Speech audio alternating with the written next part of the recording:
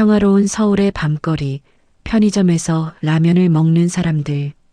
여러분, 대한민국은 정말 무서운 나라입니다. 고작 1,500원짜리 빨간 봉지 하나에 사람의 영혼을 팔게 만들고 평생을 바쳐온 조국을 한순간에 배신하게 만드니까요. 저는 그날 제 인생에서 가장 비싼 식사를 했습니다. 돈 한 푼 내지 않았지만 제 목숨과 맞바꾼 식사였죠. 남들은 가난해서 먹는다는 그 라면 한 그릇이 저에게는 세상에서 가장 화려한 독약이었습니다. 24년 동안 저를 지탱해온 지상낙원이라는 세계관을 단 4분 만에 완전히 파괴해버린 독약 말입니다. 오늘 저는 여러분께 제가 왜 라면 한 봉지에 제 모든 것을 걸고 사선을 넘어야 했는지 그 기막힌 맛의 배신에 대해 이야기하려 합니다. 풍요로운 굶주림. 전체가 찢어지는 듯한 칼바람 소리와 함께 끝이 보이지 않는 하얀 눈밭이 펼쳐진다. 화면은 점차 채도가 낮은 흑백톤으로 변하며 낡은 군복을 입고 얼어붙은 운전대를 잡고 있는 주인공의 손을 클로즈업한다. 북한의 겨울은 단순히 춥다는 말로 설명되지 않습니다. 그것은 살을 에이는 칼바람이 아니라 영혼을 갉아먹는 잔인한 침묵에 가깝습니다. 함경북도 회령 국경비대 운전병으로 근무하던 저에게 겨울은 계절이 아니라 생존 그 자체였습니다. 우리는 매일 아침 영하 30도의 혹한 속에서 뜨거운 태양을 노래했습니다. 위대한 장군님의 보살핌 아래 우리는 세상에서 가장 행복한 지상낙원의 주인이라고 학교에서 군대에서 24년 동안 귀에 못이 박히도록 들었습니다. 당은 늘 말했습니다. 남조선 괴뢰들의 식민지에서는 인민들이 굶주림을 못 이겨 쓰레기통을 뒤지고 거리에 시체가 넘쳐나는 지옥 같은 삶을 살고 있다고 말입니다. 그 말을 믿어야만 했습니다. 아니, 그것은 믿음이 아니라 생존을 위한 안경이었습니다. 그 안경을 쓰지 않으면 눈앞에 펼쳐진 처참한 현실을 견딜 재간이 없었으니까요. 묽은 강냉이죽이 담긴 녹슨 양은 냄비. 숟가락으로 저으면 알갱이 몇 개만 보일 뿐 바닥이 훤히 드러난다. 역설적이게도 그 찬란한 낙원의 병사들은 매일 밤 고기 맛을 보기 위해 사투를 벌였습니다. 여러분, 지상낙원의 군인들이 가장 갈구하던 특식이 무엇인지 아십니까? 바로 막사 주변을 서성이는 쥐였습니다. 털을 태우고 내장을 긁어낸 그 비린 쥐고기가 우리에겐 장군님이 하사하신 그 어떤 살해진미보다 귀했습니다. 한 그릇의 강냉이죽, 말이 좋아 죽이지 사실은 노란 물에 가깝습니다. 숟가락을 넣으면 저항도 없이 바닥에 닿고 내 얼굴이 비칠 정도로 묽은 그 액체가 우리 조국이 약속한 풍요였습니다. 하지만 우리는 그 냄비를 앞에 두고 숭고한 고난을 노래했습니다. 배가 고파 위장이 뒤틀릴수록 우리의 충성심은 역설적으로 더 단단해져야만 했습니다. 주인공이 떨리는 손으로 얼어붙은 운전대를 잡고 앞을 응시하는 모습, 눈동자에는 초점이 없다. 충성이 깊어질수록 배고픔은 잊힌다고 가르쳤습니다.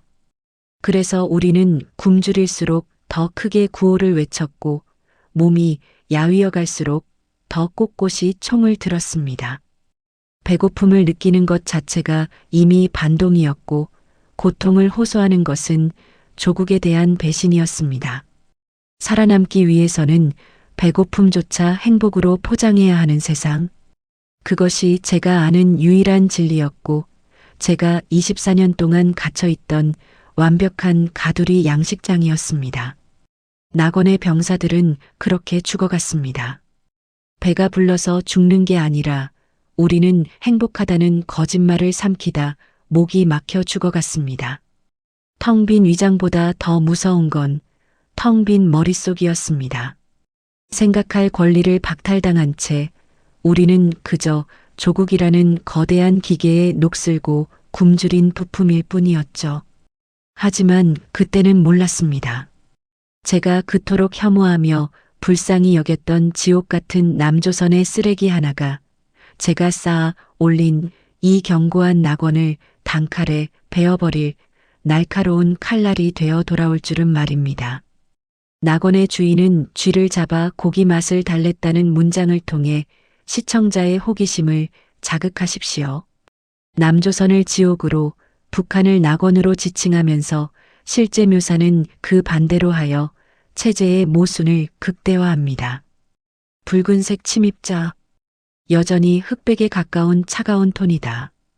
윙윙거리는 바람소리 사이로 주인공의 거친 숨소리와 눈을 밟는 뽀드득 소리만이 들린다. 그러다 갑자기 화면 중앙에 믿기 힘들 정도로 강렬한 빨간색 물체가 흐릿하게 포착된다. 2018년의 그 겨울날은 유독 시야가 불투명했습니다. 하늘은 잿빛이었고 땅은 얼어붙은 눈으로 뒤덮여 세상에는 오직 검은색과 흰색뿐이었죠. 국경비대 운전병이었던 저는 그날도 두만 강변의 거친 비포장 도로를 따라 걷고 있었습니다. 늘 보던 풍경, 늘 느껴지던 허기, 그리고 늘 반복되던 충성의 맹세까지 모든 것이 죽은 듯 고요한 일상이었습니다. 그런데 그때 강변 덤불 사이로 도저히 그곳의 존재에서는 안 될 색깔 하나가 제 눈을 찔렀습니다. 그것은 비명처럼 강렬한 빨간색이었습니다. 주인공이 주위를 살피며 조심스럽게 다가간다. 떨리는 손이 눈더미 속에 파묻힌 비닐봉지를 집어든다. 화면은 이제 그 비닐 포장지의 원색적인 빨간색을 강조하며 서서히 채도를 높인다. 처음에는 피 묻은 헝겊핀 줄 알았습니다. 아니면 남조선 괴뢰들이 보낸 위험한 선전물일지도 모른다고 생각했죠. 하지만 손에 닿은 감촉은 제가 알던 그 어떤 종이나 헝겊과도 달랐습니다. 매끄럽고 질기며 차가운 눈 속에서도 번들거리는 생명력을 뿜어내는 기묘한 재질. 바로 남조선의 신라면 봉지였습니다. 제 손은 경련하듯 떨렸습니다. 이것을 집어드는 순간 저는 조국에 대한 충성심을 내려놓는 것이나 다름없었으니까요. 하지만 제 본능은 이 붉은 침입자를 거부하지 못했습니다. 주위를 훑었습니다. 저 멀리 감시탑의 눈길이 닿지 않는 사각지대임을 확인한 순간 저는 그것을 군복 깊숙한 곳에 쑤셔 넣었습니다. 제 심장 바로 위에 말입니다. 막사 뒤편의 어두운 구석, 주인공이 품속에서 구겨진 봉지를 꺼내 조심스럽게 펼친다. 손전등 불빛이 비닐 표면을 훑으며 디테일한 포장지 묘사가 이어진다. 어두운 막사 구석에서 몰래 펼쳐본 그 포장지는 제 24년 인생을 비웃는 반역의 서서였습니다.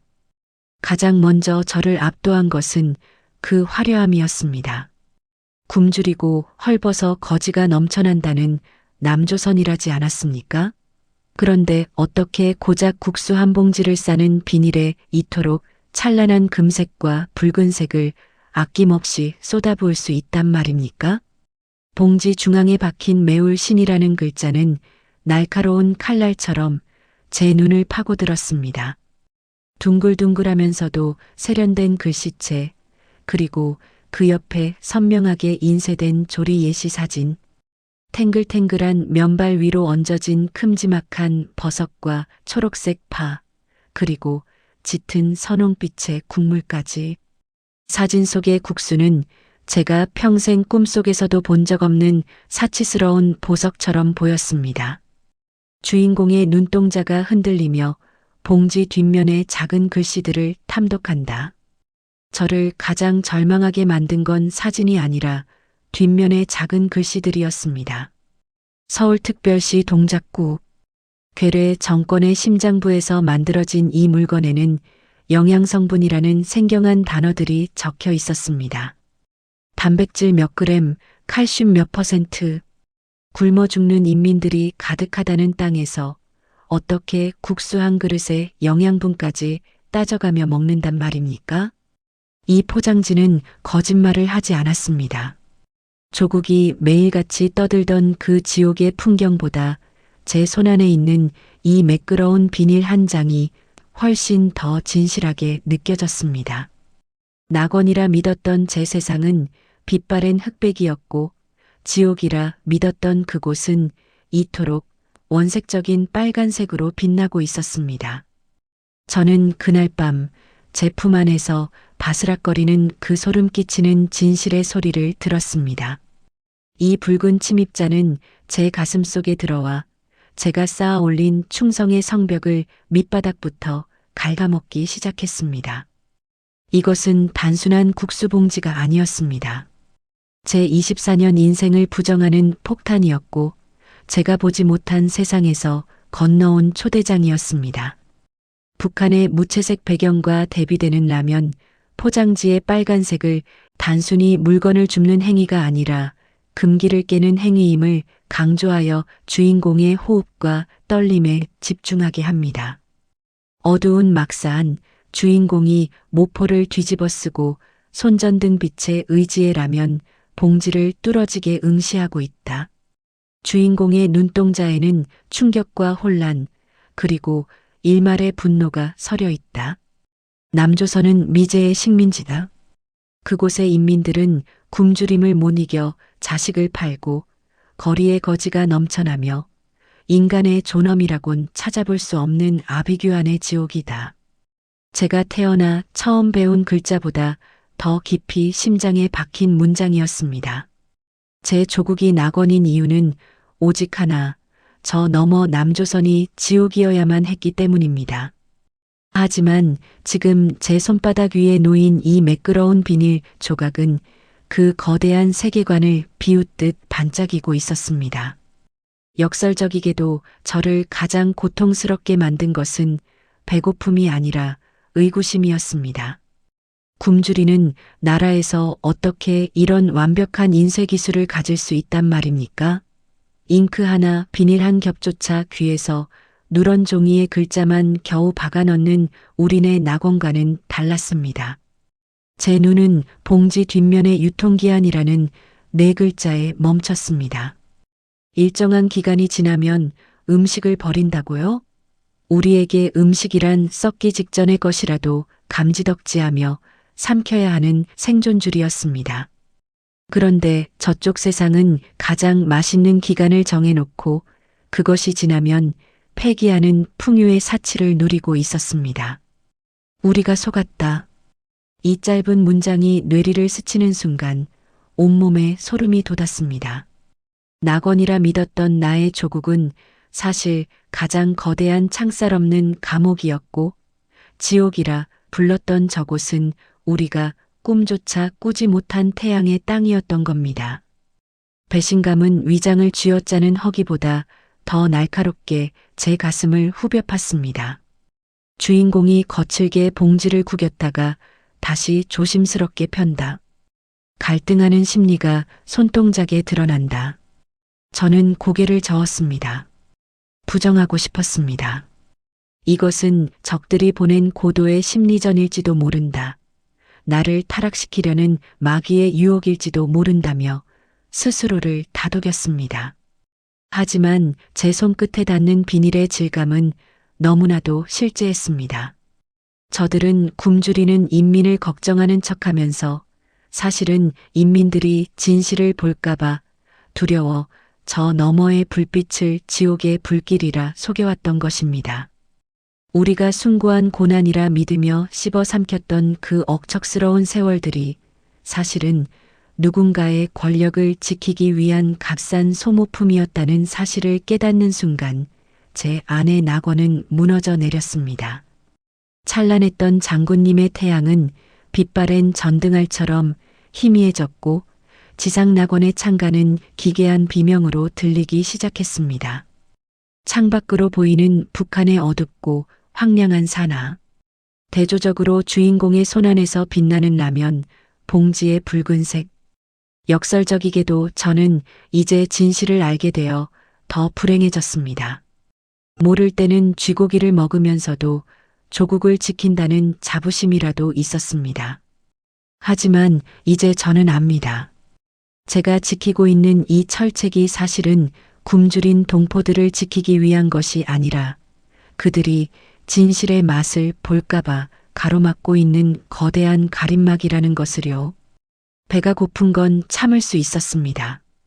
평생을 그렇게 살아왔으니까요. 하지만 영혼이 굶주리는 것은 참을 수 없었습니다.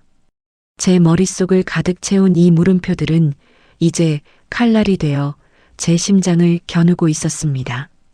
나는 누구를 위해 여기서 굶고 있는가? 나는 무엇을 위해 저 불빛을 향해 총을 겨누고 있는가? 거짓의 성벽이 무너진 자리에는 오직 차가운 허무만이 남았습니다. 그리고 그 허무의 구덩이 속에서 작지만 거역할 수 없는 욕망이 고개를 들었습니다. 저 붉은 봉지 안에 든 진실을 직접 확인하고 싶다. 그 맛을 보는 순간 나는 영영 예전으로 돌아갈 수 없겠지만 그래도 상관없다. 죽어도 좋으니 단 한 번만이라도 저들이 말하는 지옥의 맛을 보고 싶다. 금지된 행위. 칠흑 같은 밤, 낡은 막사 뒤편의 외진 창고. 차가운 금속성 바람 소리가 창문 틈을 때린다. 주인공은 마치 시한폭탄을 다루듯 떨리는 손으로 작은 고체 연료에 불을 붙인다. 아주 낮은 베이스의 떨림과 함께 물이 끓기 직전의 미세한 기포 소리가 ASMR처럼 강조된다. 이것은 반역이다. 불꽃이 일렁이는 순간 제 머릿속엔 그 문장이 천둥처럼 울렸습니다. 남조선의 물건을 소지하는 것도 모자라 그것을 끓여모만으로 받아들이는 행위.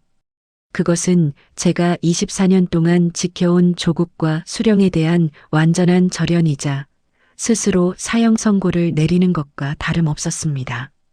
하지만 역설적이게도 제 손은 공포보다 더 깊은 갈증에 이끌리고 있었습니다. 녹슨 양은 냄비 속에 물이 서서히 끓어오른다. 주인공이 품속에서 그 붉은 봉지를 꺼낸다. 비닐이 바스락거리는 소리가 유난히 크게 들린다. 떨리는 손으로 봉지를 뜯었습니다. 찍 비닐이 찢어지는 그 짧은 소리가 정적을 깨는 비명처럼 느껴져 저는 숨을 멈췄습니다. 봉지 안에서 쏟아져 나온 것은 제가 평생 봐온 거칠고 누런 국수가 아니었습니다. 기계로 정교하게 찍어낸 듯 꼬불꼬불하고 노란 면발, 그리고 그 아래 놓인 두 개의 작은 스프 봉지. 저는 마치 신전의 재물을 다루는 사제처럼 조심스럽게 스프 봉지를 뜯었습니다. 그 순간 폐부 깊숙이 박히는 강렬한 향기. 그것은 제가 아는 세상엔 존재하지 않는 향이었습니다. 맵싸하면서도 고소하고 말로 표현할 수 없는 농축된 감칠맛의 향연. 붉은 가루 스프가 끓는 물에 투하되는 순간 물이 순식간에 선홍빛으로 물들며 소용돌이친다. 모락모락 피어오르는 김이 주인공의 얼굴을 감싼다. 가루가 끓는 물에 닿는 순간 창고 안의 공기가 바뀌었습니다. 역설적이게도 이 향기는 죽음의 공포를 잊게 만들 만큼 황홀했습니다. 묽은 강냉이죽과 비린 쥐고기 냄새에 길들여진 제 감각들이 일제히 비명을 지르기 시작했습니다. 면을 넣고 시계도 없는 어둠 속에서 마음속으로 초를 셌습니다. 1분, 2분, 4분이라는 시간은 제 인생 전체보다 길게 느껴졌습니다. 이 냄새가 막사 밖으로 새어나가면 어떡하나, 순찰 중인 정치지도원의 코에 닿으면 어떡하나 심장이 입 밖으로 튀어나올 것 같았습니다. 하지만 그 공포조차 냄비 안에서 끓어오르는 저 붉은 진실의 유혹을 이기지는 못했습니다. 냄비 안에서 탱글하게 익어가는 면발을 클로즈업한다. 수증기가 렌즈를 가득 채운다. 마침내 면이 다 익었습니다. 저는 젓가락조차 준비하지 못해 깎아 만든 나뭇가지 2개를 들었습니다. 모락모락 피어오르는 김 너머로 보이는 저 빨간 국물. 그것은 남조선이 지옥이라는 당의 가르침을 정면으로 반박하는 가장 화려한 독설이었습니다. 굶주림이 일상인 땅에서 이토록 자극적이고 풍요로운 향을 지닌 음식이 존재한다는 사실 자체가 이미 제 세계관의 파멸을 의미했습니다. 저는 냄비를 양손으로 움켜쥐었습니다. 뜨거운 온기가 거친 손바닥을 타고 전해졌습니다. 이것은 금지된 열매였습니다. 한번 입에 대면 다시는 예전의 순종적인 병사로 돌아갈 수 없음을 저는 직감했습니다. 주인공이 결심한 듯 냄비를 입가로 가져간다. 눈동자에는 일렁이는 불꽃과 붉은 국물이 반사된다. 역설적이게도 저는 이 순간 가장 거룩한 배신자가 되기로 했습니다. 조국을 배신하는 것이 아니라 나 자신을 기만해온 세월을 배신하기로 한 것입니다. 코끝을 맴도는 이 매운 향기는 제게 속삭였습니다. 이제 진실을 마셔라.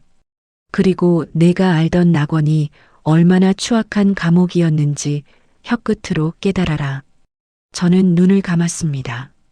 그리고 평생을 가둬온 거짓의 사슬을 끊어내듯 뜨겁고 붉은 국물을 한 모금 들이켰습니다. 봉지를 찢는 소리, 물 끓는 소리, 스프 향기에 반응하는 주인공의 맛에 감탄하기 직전까지 주인공이 주위를 경계하는 모습을 넣어 금지된 행위라는 사실을 계속 상기시켜야 합니다. 어두운 창고 안에서라면 국물의 빨간색만이 유일한 중간점 맛의 충격과 오열 주인공이 뜨거운 국물을 한 모금 들이키는 순간, 국물이 혀끝에 닿는 순간 뇌가 멈추는 것 같았습니다. 뜨겁고 맵고 짭짤한 그 강렬한 맛이 제 감각의 문을 발길질하며 열고 들어왔습니다. 평생을 소금물 같은 된장국과 쉰내나는 강냉이죽으로 버텨온 제 위장이 이 낯설고 화려한 감칠맛에 경련을 일으켰습니다. 이것은 음식이 아니었습니다. 그것은 제가 24년 동안 믿어왔던 모든 세계를 단숨에 붕괴시키는 미각의 폭탄이었습니다. 주인공이 나뭇가지 젓가락으로 면발을 크게 집어 입안에 밀어넣는다. 씹는 입술이 파르르 떨린다. 면발을 씹을수록 제 안의 낙원은 무너져 내렸습니다. 쫄깃한 식감과 면 사이사이에 배어든 그 진한 국물의 조화. 역설적이게도 저는 이 맛이 너무나 완벽해서 화가 났습니다. 남조선은 거지가 넘쳐나는 지옥이라더니 지옥의 인민들은 어떻게 이런 천상의 맛을 매일같이 즐긴단 말입니까? 1,500원. 남조선에서는 길 가던 아이들도 사 먹는다는 그 흔하디흔한 라면 한 봉지가 왜 우리 조국에서는 목숨을 걸어야만 만날 수 있는 금단의 열매가 된 것입니까? 주인공의 눈에서 굵은 눈물방울이 뚝뚝 떨어져 냄비 속 국물에 섞인다. 주인공은 꺽꺽거리며 울음을 참으려 하지만 이내 터져나오는 오열에 어깨가 들썩인다. 맛있어서 운 게 아닙니다. 억울해서 울었습니다. 이 맛있는 국물 한 모금을 보지 못한 채 평생 풀죽만 드시다 광대뼈가 툭 튀어나온 얼굴로 세상을 떠난 제 어머니가 생각나서 가슴이 찢어졌습니다. 웅진아, 살아남아라. 어떻게든 살아남아라. 어머니가 마지막으로 남긴 그 유언이 이 붉은 국물 위로 떠올랐습니다. 어머니, 우리가 살던 곳이 낙원이 아니라 감옥이었소. 우리는 쥐를 잡아 고기 맛을 달래고 있을 때 저들은 이토록 찬란한 맛을 누리고 있었소. 조국을 위해 헌신한다는 자부심으로 굶주림을 견뎠던 제 세월들이 사실은 누군가의 화려한 식탁을 지켜주기 위한 값싼 소모품에 불과했다는 사실이 저를 미치게 만들었습니다. 이 울면서 남은 국물을 냄비째 들이킨다. 바닥까지 싹싹 긁어먹은 뒤 빈 냄비를 껴안고 바닥에 엎드려 소리 없이 오열한다. 역설적이게도 이 라면 한 그릇은 저를 가장 불효자로 만들었습니다. 어머니 입에 이 국물 한 모금만 넣어드렸더라면 우리 누이가 배고픔에 지쳐 중국으로 팔려가기 전에 이 면발 한 젓가락만 먹였더라면, 그랬다면 우리 가족의 운명은 달라졌을까요? 세뇌당한 24년의 시간은 단 4분 만에 끌어넘쳐 사라졌습니다. 제 입안에 남은 이 매콤한 여운은 이제 갈증이 되어 저를 몰아세웠습니다. 이제 저는 예전으로 돌아갈 수 없습니다. 진실의 맛을 알아버린 혀는 더 이상 거짓의 죽을 삼킬 수 없으니까요. 조국이 저를 버린 것입니까? 아니면 제가 조국을 버리는 것입니까? 대답은 이미 빈 냄비 바닥에 선명하게 적혀 있었습니다. 주인공이 눈물을 닦고 낡은 라면 봉지를 소중하게 접어 품속에 넣는다. 그의 눈빛은 더 이상 혼란스럽지 않고 차갑고 단단하게 가라앉아 있다. 이것은 배신이 아니라 각성이었습니다.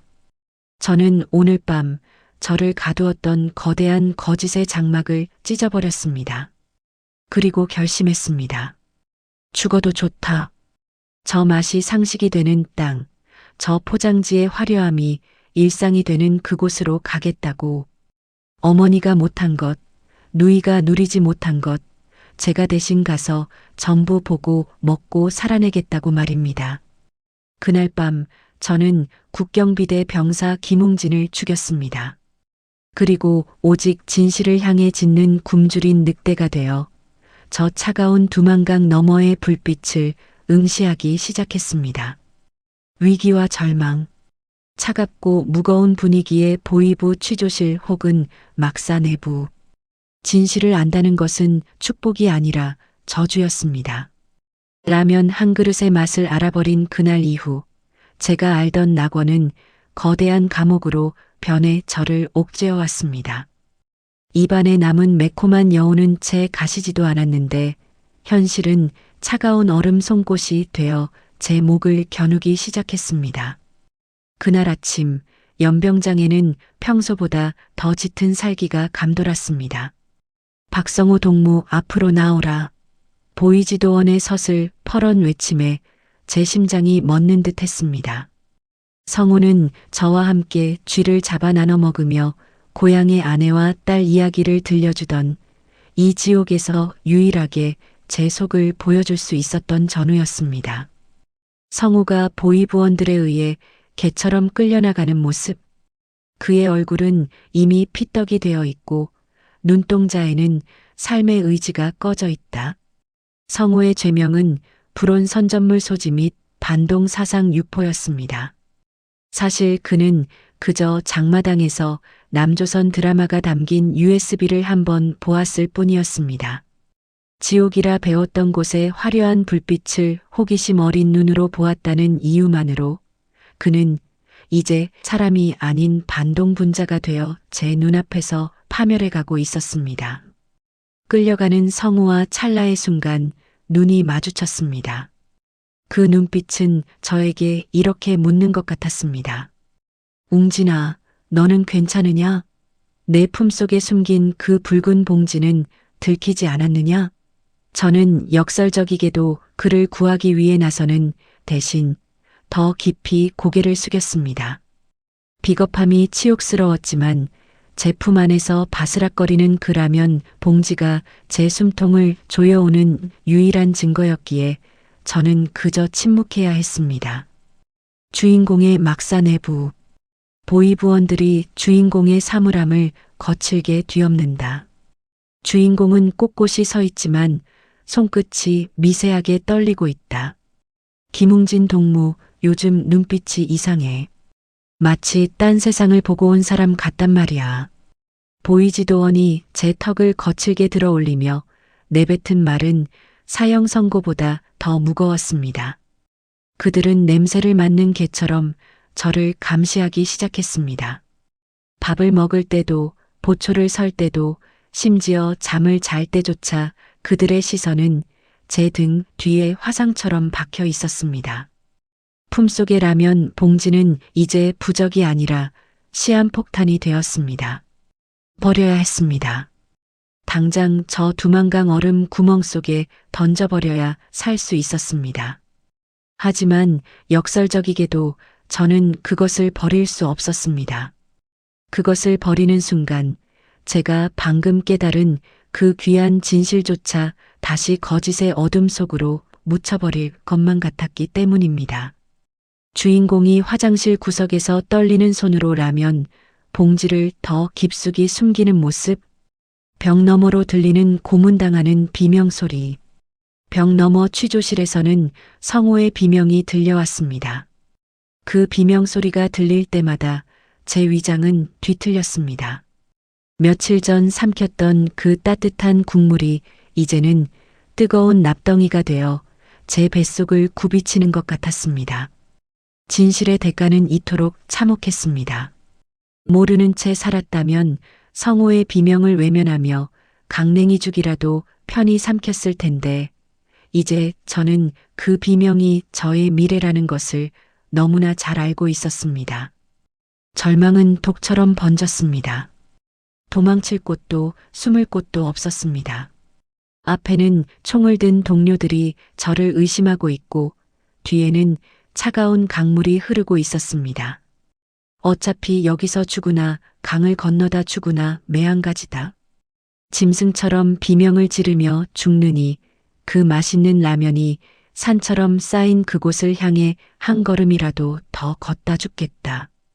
밤, 주인공이 어두운 강변을 응시한다. 그의 눈에는 공포를 넘어선 광기 어린 결의가 서려 있다.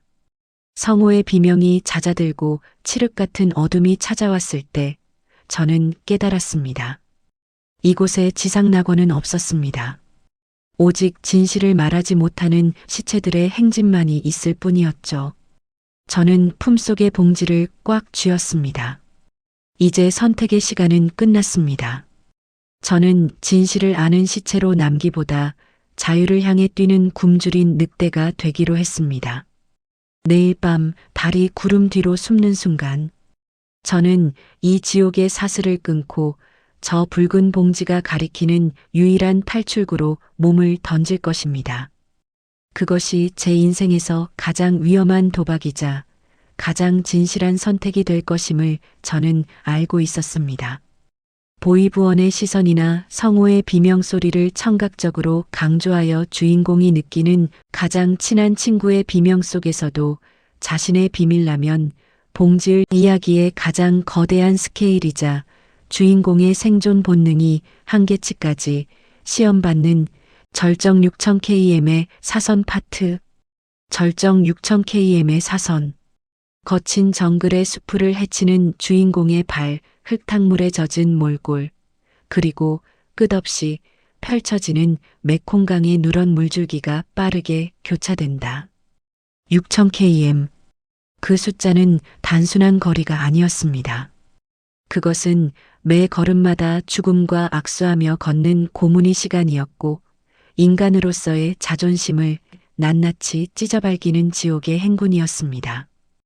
2019년의 봄, 저는 얼어붙은 두만강을 건너 중국의 광활한 대지로 몸을 던졌습니다.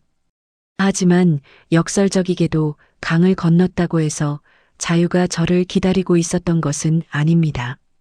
중국 공안의 눈을 피해 화물차 짐칸에 몸을 숨기고 짐승처럼 웅크린 채 수천 킬로미터를 이동할 때 제 세계는 여전히 칠흑 같은 어둠 속에 갇혀 있었습니다. 주인공이 땀과 진흙으로 범벅이 된 채 정글의 풀을 손으로 헤치며 나아간다. 팔다리에는 가시덩굴에 긁힌 상처가 가득하다. 동남아시아의 정글은 재가 나고 자란 북한의 산과는 차원이 다른 괴물이었습니다. 숨을 쉴 때마다 습한 열기가 폐부 깊숙이 박혔고 이름 모를 벌레들이 제 살점을 뜯었습니다. 발바닥에 살가죽이 벗겨져 걸을 때마다 칼날 위를 걷는 고통이 전해졌지만 저는 멈출 수 없었습니다. 역설적이게도 저를 움직이게 한 것은 대단한 이념이나 정치적 신념이 아니었습니다. 품속에서 땀에 젖어 눅눅해진 이제는 형체조차 알아보기 힘든 그 빨간 라면 봉지 조각이었습니다. 배고픔에 지쳐 의식이 가물거릴 때마다 저는 그 낡은 비닐 조각을 만졌습니다. 바스락거리는 그 소리는 저에게 환청처럼 속삭였습니다. 이것이 너를 여기까지 데려왔다. 이 포장지가 약속한 그 진실의 땅이 이제 머지않았다. 1,500원짜리 쓰레기가 제 인생의 유일한 나침반이자 신이 버린 정글 속에서 저를 지켜주는 유일한 성물이 된 것입니다. 밤, 거대한 메콩강을 작은 목선의 의지에 건너는 주인공. 강물 위로 비치는 희미한 달빛과 저 멀리 보이는 태국 국경의 불빛. 마지막 관문인 메콩강 앞에 섰을 때 저는 거대한 누런 물줄기를 보며 실수했습니다. 이 강만 건너면 태국이다. 그러면 살 수 있다는 브로커의 말은 역설적이게도 가장 잔인한 도박처럼 들렸습니다. 캄캄한 밤, 작은 목선에 몸을 싣고 강 중간에 이르렀을 때 저 멀리 국경 수비대의 서치라이트가 수면을 훑고 지나갔습니다. 숨을 멈추고 강물에 몸을 바짝 붙였습니다. 차가운 강물이 제 뺨을 스칠 때 저는 제 인생이 이토록 값싸게 끝날지도 모른다는 공포에 몸을 떨었습니다. 하지만 그때 제 가슴 속에 품은 그 붉은 봉지가 뜨겁게 달아오르는 것 같았습니다.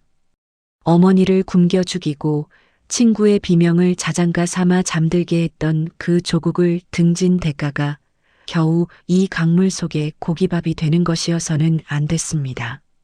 라면의 나라로 가겠다. 진실이 상식이 되는 그 땅에서 내 어머니가 보지 못한 세상을 기필코 증언하겠다. 제 안의 갈증은 공포를 집어삼켰습니다. 태국 땅에 발을 내딛고 진흙탕에 얼굴을 묻은 채 흐느끼는 주인공. 손에는 낡은 라면 봉지가 꽉 쥐어져 있다. 마침내 태국 땅의 진흙을 손에 쥐었을 때 저는 그 자리에 엎드려 울었습니다. 6000km를 달려온 끝에 제가 만난 것은 화려한 자유의 궁전이 아니라 냄새나고 축축한 땅바닥이었습니다. 하지만 역설적이게도 그 진흙은 제 평생 밟아온 북한의 흙보다 따뜻했습니다. 저는 품속에서 이제는 잉크조차 다 지워져 가는 라면 봉지를 꺼내 입을 맞췄습니다. 이 낡은 비닐 조각이 아니었다면 저는 여전히 두만 강변에서 쥐를 잡으며 남조선이 지옥이라 믿고 있었을 겁니다. 6000km의 사선은 이 얇은 비닐 한 장이 얼마나 무거운 진실을 담고 있었는지를 증명하는 길이었습니다. 이제 사투는 끝났습니다. 저는 드디어 지옥이라 배웠던, 그러나 제가 그토록 갈구했던 진실의 맛이 흐르는 땅, 대한민국을 향한 마지막 비행을 준비하고 있었습니다.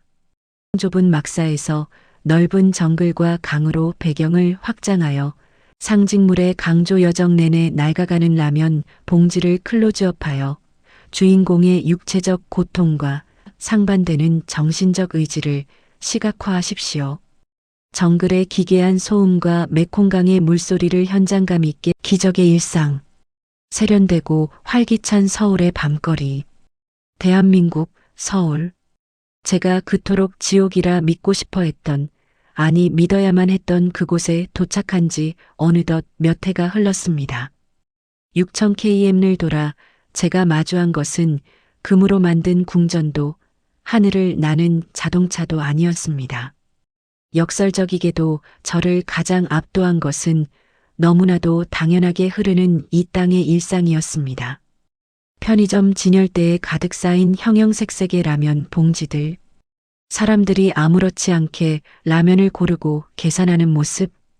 편의점 진열대 앞에 처음 섰던 날, 저는 그 자리에서 얼어붙었습니다. 사람들은 배가 고파서가 아니라 입맛이 없어서 라면을 고르고 때로는 귀찮다며 절반도 먹지 않은 채 버리기도 합니다. 제 목숨이었고 제 가족의 파멸이었으며 제 조국을 등진 유일한 이유였던 그 라면 한 봉지가 이곳에서는 누구도 돌아보지 않는 지극히 평범한 한 끼였다는 사실. 그 역설적인 현실 앞에서 저는 한참을 웃고 또 울었습니다. 제가 목숨 걸고 쟁취한 이 자유의 무게는 고작 1,500원이라는 가벼운 동전 몇 개로 치환되고 있었습니다. 주인공이 젓가락을 들어 천천히 라면을 먹는다. 그의 표정은 이제 슬픔이 아닌 평온한 미소가 담겨 있다. 창밖으로 보이는 평화로운 서울의 야경. 누군가는 묻습니다. 라면 하나 때문에 인생을 걸다니 너무 허무하지 않느냐고 말입니다. 하지만 저는 대답합니다. 자유는 거창한 이념이나 화려한 구호 속에 있는 게 아니라고요. 내가 먹고 싶은 라면을 언제든 사 먹을 수 있는 권리, 그리고 그 라면이 내 건강에 어떨지 영양 성분을 따져볼 수 있는 여유, 무엇보다 맛있는 국물을 먹으며 내일의 생존을 걱정하지 않아도 되는 평화. 그 평범함이야말로 제가 사선을 넘으며 꿈꿨던 가장 위대한 기적이었습니다. 주인공이 품속에서 이제는 액자에 소중히 보관된 낡고 찢어진 그날의 라면 봉지를 꺼내본다. 잉크는 다 지워졌지만 붉은 흔적만은 선명하다. 제 품속에서 6000km를 견뎌온 이 낡은 비닐 조각은 이제 저에게 훈장과도 같습니다. 이것은 제가 한때 짐승처럼 굶주렸다는 증거가 아니라 진실을 향해 걸음을 멈추지 않았다는 승전보입니다. 역설적이게도 저는 이 가장 가벼운 비닐 한 장 덕분에 가장 무거운 인생의 가치를 배웠습니다. 그의 뒤로 수많은 시민의 일상이 흐른다. 여러분, 지금 여러분 앞에 놓인 그 평범한 한 끼가 누군가에겐 평생의 소원이었고 누군가에겐 조국을 바꿀 만큼 강력한 진실이었다는 사실을 한 번쯤 생각해 보셨나요? 자유는 공기 같아서 평소에는 그 소중함을 알지 못합니다. 하지만 그 공기가 사라진 곳에서 온 저는 압니다.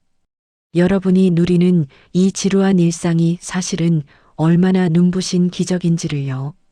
이제 저는 더 이상 굶주린 늑대가 아닙니다. 진실의 맛을 일상으로 누리는 대한민국 국민입니다. 하지만 저는 평생 잊지 않을 것입니다. 1,500원짜리 라면 한 봉지가 제게 준 그 뜨거운 경고를 말입니다. 당신의 일상은 누군가의 기적입니다. 오늘 여러분의 식탁 위에 놓인 평범한 것들에 감사를 전해보는 건 어떨까요? 여러분의 인생에서 가장 소중하게 생각하는 평범한 것은 무엇인가요? 댓글로 여러분의 소중한 기적을 공유해 주세요. 제가 하나하나 읽으며 여러분의 기적을 함께 응원하겠습니다.